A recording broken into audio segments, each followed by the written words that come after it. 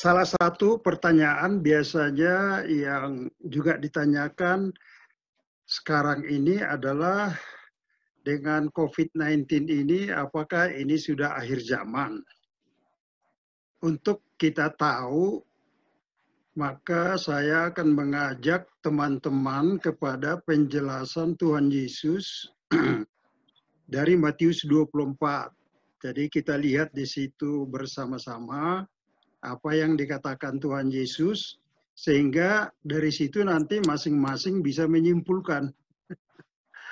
Nah, memang mengenai akhir zaman ada berbagai penafsiran, tetapi tidak perlu kita bicarakan itu. Misalnya dalam penafsiran itu ada yang disebut dengan milenium, tidak ada kerajaan 1000 tahun. Kemudian ada pre-millennium, di mana didahului dengan kerajaan 1000 tahun. Tapi kemudian pre-millennium ini ada yang disebut dispensational pre-millennium dan historical pre-millennium. Jadi itu terbagi dua lagi. Kemudian ada yang disebut dengan post-millennium. Nah, kalau berminat bisa hubungi saya, kita bicara secara berduaan saja melalui Zoom juga bisa. Jadi itu kita nggak perlu kita bicarakan, tapi kita mau lihat apa sebetulnya yang dikatakan oleh firman Tuhan gitu ya. Nah, kedatangan Kristus dari Matius 24, waktu itu latar belakangnya adalah bahwa murid-murid bersama Tuhan Yesus ada di Bukit Zaitun. Lantas mereka melihat bait Allah begitu menakjubkan. Kemudian Tuhan Yesus memberitahu bahwa pada suatu saat itu akan dirobohkan. Dia sedang menubuatkan kejadian tahun 70 pada waktu Panglima Titus mengobrak-abrik bait Allah itu, dan kemudian akhirnya orang Yahudi tersebar ke seluruh dunia. Baru kemudian setelah itu murid-murid bertanya, kalau akhir zaman gimana? Nah, lantas Tuhan Yesus menjelaskan ini, maka saya akan bagi dalam 4 semacam penggabungan. 4 kelompok tanda-tanda yang disebutkan oleh Tuhan Yesus ya. Nah, tanda kelompok pertama adalah berbagai bencana. Jadi di sini disebutkan, saya tidak perlu semua baca natsnya, tetapi ayat 6 disebut akan ada deru perang. Jangan kamu gelisah. Semua itu harus terjadi. Termasuk dalam kelompok deru perang ini adalah ada kelaparan di 24:7 bagian terakhir, ada gempa bumi di berbagai tempat. Dari dulu sudah ada perang, sudah ada gempa bumi, tapi menurut para penafsir itu akan makin intensif. Ya, oke, bahkan pernah juga orang menafsir waktu Perang Dunia Kedua, nah inilah mungkin sudah dekat begitu ya. Nah, tetapi kata Tuhan Yesus dalam ayat 8, semuanya itu barulah permulaan penderitaan. Jadi itu baru permulaan. Nah, kelompok kedua adalah penyesatan dari luar dan dari dalam. Maksudnya dari luar dan dari dalam komunitas orang percaya. Ya, ya. Nah, penyesatan pada umumnya kebanyakan adalah setengah kebenaran. Atau mungkin bisa kebenarannya bisa lebih besar sedikit dari setengah gitu ya. Karena kalau langsung tidak ada kebenaran, tidak akan laku. Jadi pada umumnya penyesatan itu ada kebenaran, tapi ada yang disusupkan. Nah, jadi Tuhan Yesus memperingatkan kita, dikatakan akan banyak orang datang atas nama Kristus, mengaku sebagai Mesias palsu. Nah, kemudian hal yang kedua adalah dikatakan bahwa orang-orang percaya akan dibenci. Nah, bahkan ada yang disiksa, ya, ada yang dibunuh. Sama seperti dalam Yohanes, Tuhan Yesus berkata, ada yang mengira bahwa kalau kalian dibunuh itu sebagai ibadah kepada Tuhan. Nah, itu juga sudah kelihatan belakangan-belakangan ini, tetapi itulah sebagian. Nah, sebetulnya ajaran sesat tidak berarti tidak terjadi sebelum-sebelumnya, tetapi juga ini akan merupakan suatu keadaan yang semakin intensif, gitu ya. Jadi yang kelompok kedua adalah berbagai ajaran, kemudian penganiayaan para pengikut Tuhan Yesus. Nah, kalau kita berbicara mengenai penganiayaan dan penderitaan, terus kita semua pasti akan takut, ya. Tetapi seorang orang beriman yang sangat mengasihi Tuhan berkata seperti ini. Kita harus mengumpamakan mengenai akhir zaman, di mana akan terjadi penderitaan itu, merupakan suatu awal dari masa baru yang jaya. Analoginya, kita umpamakan misalnya, kalau seorang ibu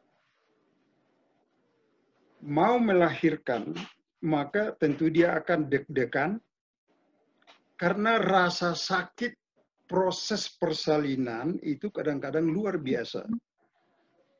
Namun di tengah-tengah perasaan sakit itu, dia punya pengharapan setelah ini adalah masa kelegaan dan sukacita.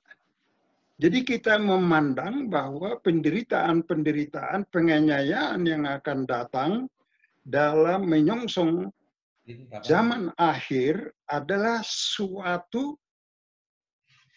pengharapan bahwa penderitaan, ketidakadilan akhirnya akan selesai, tidak akan berkepanjangan, begitu. Jadi konsep menyongsongnya secara positif, gitu ya. Oke, nah di dalam kelompok penyesatan itu tadi jadi berupa nabi palsu, kemudian bertambahnya kedurhakaan, lantas dikatakan juga bahwa siapa yang bertahan sampai kepada kesudahannya akan selamat. Nah, dalam proses ajaran sesat datang, maka ini akan merupakan tahapan pemurnian kerajaan Allah di bumi, orang-orang yang percaya. Karena yang setengah-setengah akan mundur, apalagi kalau ada penganiayaan. Ya.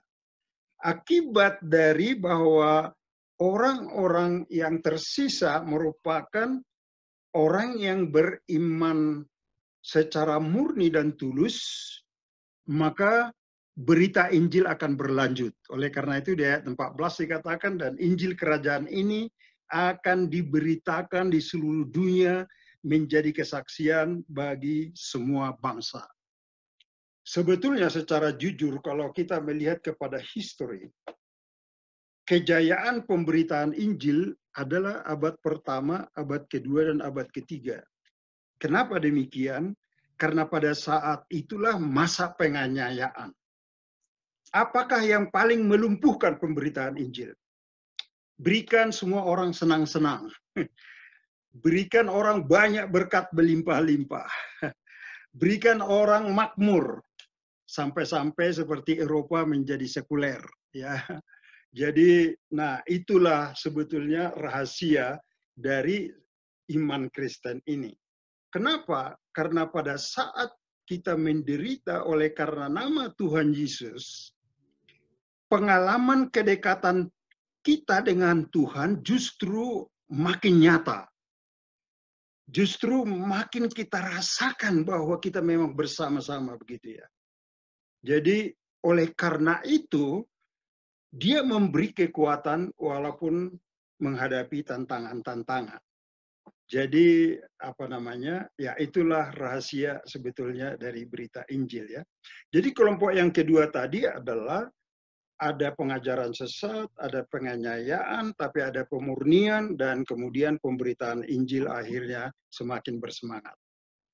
Oke, kemudian pada kelompok yang ketiga, ialah bahwa ada pemerintahan antikristus di Yerusalem.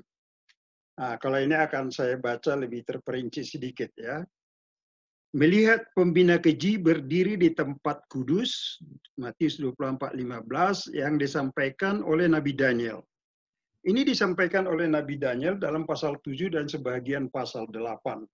Bahwa akan ada antikristus, di mana 3,5 masa yang pertama di Yerusalem, dia seolah-olah pemimpin rohani, kemudian karena itu dia bisa masuk, dan setelah 3,5 masa baru dia menunjukkan aslinya yang ternyata dialah antikristus yang menuntut disembah, dan kalau orang tidak menyembah dia akan dianiaya. Bahkan dikatakan dalam Wahyu bahwa dia memberi tanda-tanda supaya orang dipaksa harus mengikut dia. Kalau tidak ada tanda itu dalam Wahyu 13 bagian terakhir dikatakan yang disebut di situ 666, dia tidak boleh membeli, dia tidak boleh berdagang. Jadi dia memang orang yang sangat lihai tetapi licik sekali. Nah, dalam keadaan ini maka disebutkan akan ada penganiayaan yang belum pernah terjadi sebelum mulai dari dunia diciptakan sampai kepada masa itu. Tetapi Tuhan berkata masanya akan disingkatkan. Kembali lagi, pada saat ini tatkala orang teraniaya, ada yang menafsirkan mungkin terjadilah berbagai mujizat karena kita tidak bisa membeli, tidak bisa makan, maka akan ada 5 roti 2 ikan bisa memberikan 5.000 orang makan. Oleh karena kuasa dan penyertaan Tuhan bagi umat yang menderita itu. Jadi dikatakan ayat 15, melihat pembinasa keji berdiri di tempat kudus, itu di Yerusalem, di bait Allah yang akan didirikan, yang disampaikan oleh Nabi Nabil, yang di Judea harus melarikan diri ke pegunungan. Karena disitulah yang paling dekat dampaknya. Orang harus lari. Di peranginan di atas rumah, janganlah ia turun untuk mengambil barang-barang dari rumahnya. Tidak sempat. Di ladang, janganlah ia kembali untuk mengambil pakaiannya. Lantas ayat seterusnya dikatakan, celakalah ibu-ibu yang sedang hamil, yang menyusui bayi pada masa itu. Karena itu adalah keadaan yang sangat sulit melarikan diri. Berdoalah waktu kamu melarikan diri, supaya jangan jatuh pada musim dingin dan jangan pada hari Sabat. Kalau musim dingin kita tahu ada cuaca yang tidak menolong. Kalau hari Sabat itu dalam konteks karena sebagian masih pemerintahan orang Yahudi, tidak ada transportasi umum pada hari Sabtu di Israel. Jadi orang harus jalan kaki. Jadi ini tanda yang ketiga dikatakan bahwa akan ada pemerintahan antikristus di Yerusalem. Ini Tuhan Yesus sendiri yang mengatakan. Jadi saya hanya penafsiran literik di sini. Saya tidak merupakan penafsiran alegoris ya. Tapi saya apa yang dikatakan oleh Tuhan Yesus. Oke. Akan terjadi siksaan yang dahsyat seperti yang belum pernah terjadi, sudah saya katakan tadi, sejak awal dunia sampai sekarang. Sekiranya waktunya tidak dipersingkat, tidak akan ada yang selamat, oleh karena orang-orang pilihan waktu itu dipersingkat. Inilah kelompok yang ketiga yang dinyatakan oleh Tuhan Yesus, tanda. Nah sekarang tanda ini belum ada ini. Ini belum ada. Oke. Jadi kita nggak usah terlalu banyak bertanya-tanya, oke? Nah, kemudian oleh karena ada penganiayaan, karena ada antikristus, pada saat yang sama, maka akan ada orang mau memberikan solusi kepada orang yang teraniaya. Mereka akan berkata, lihat, Mesias ada di sini, Mesias ada di sana. Tuhan Yesus bilang, jangan kamu percaya. Sebab Mesias-Mesias palsu dan nabi-nabi palsu akan muncul dan akan mengadakan tanda-tanda yang dahsyat, mujizat-mujizat. Nah, ini yang paling sulit. Dia bisa bikin mujizat, dia bisa memberikan tanda-tanda ajaib. Kalau Anda membaca di dalam Wahyu 13, di situ ada tokoh naga di dalam pembukaan, kemudian ada binatang yang keluar dari laut. Nah, inilah dia antikristus itu yang memang berbuat berbagai keajaiban-keajaiban supaya kalau bisa menipu orang-orang yang percaya, oke? Sehingga sekiranya mungkin mereka menyesatkan orang pilihan juga. Jadi orang pilihan itu diintai terus untuk disesatkan, ya. Nah, jadi oleh karena itu kita sekarang masuk kepada tanda yang keempat. Kelompok yang 4 dikatakan, kalau ada orang mengatakan ada Mesias di sana, ada di sini, jangan kamu percaya. Tandanya adalah ini, ayat 27. Seperti kilat memancar dari sebelah timur dan melontarkan cahayanya sampai ke barat, demikianlah kedatangan Anak Manusia. Oke. Jadi itu bagian dari kelompok tanda-tanda keempat, yaitu dibarengi dengan tanda-tanda alam semesta. Segera sesudah siksaan pada masa itu, matahari akan menjadi gelap, bulan tidak bercahaya, bintang-bintang akan berjatuhan, kuasa-kuasa langit akan goncang. Kemudian setelah itu tampak tanda Anak Manusia di langit, dan semua bangsa di bumi akan meratap, dan mereka akan melihat Anak Manusia itu datang di atas awan-awan di langit dengan segala kekuasaan dan kemuliaannya. Pada saat ini terjadi, maka mereka yang melawan, mereka yang menentang, bahkan yang menghinakan Tuhan, begitu kemuliaannya sudah tampil, maka mereka akan ketakutan luar biasa. Mereka akan meratap, tapi pada waktu itu tidak ada lagi kesempatan. Jadi kelompok tanda keempat adalah alam semesta akan menyaksikan dan menjelang dia tampil di dalam kemuliaan itu, matahari akan menjadi gelap, bulan tidak bercahaya lagi, bintang-bintang berjatuhan, kuasa-kuasa langit akan goncang. Inilah sebagai tanda terakhir, dan setelah semacam seolah-olah kalau kita di dalam suatu menonton suatu opera, kalau di negara-negara maju, sebelum pertunjukan utama tampil, semua lampu dimatikan, tiba-tiba kemudian setelah itu ada terang benderang, layar dibuka, maka tokoh utama pemain ada di podium di tengah, dan kemudian mulai berlangsungnya pertunjukan. Kira-kira begitulah alam semesta memberikan kesempatan supaya akhirnya cahaya kemuliaan itu akan nyata, di mana tidak akan mungkin ada yang memanipulasi bahwa Kristus datang dalam kemuliaan. Jadi 4 kelompok itulah yang dikatakan di dalam Matius 24 itu. Nah, setelah dia datang, maka ayat 31, malaikat-malaikatnya akan meniup sangkakala, dahsyat bunyinya. Mereka mengumpulkan orang-orang pilihannya dari keempat penjuru bumi. Nah, jadi malaikat-malaikat akan mengumpulkan, akan menuai. Nah, ini hubungannya dengan 1 Tesalonika, saya rasa. Orang yang sedang mati dibangkitkan duluan, orang yang hidup diubahkan seketika dan terangkat. Ya. Nah, lantas dibilang Tuhan Yesus, pelajaran dari perumpamaan tentang pohon ara. Ranting-rantingnya melembut dan mulai bertunas, kamu bilang musim panas sudah dekat.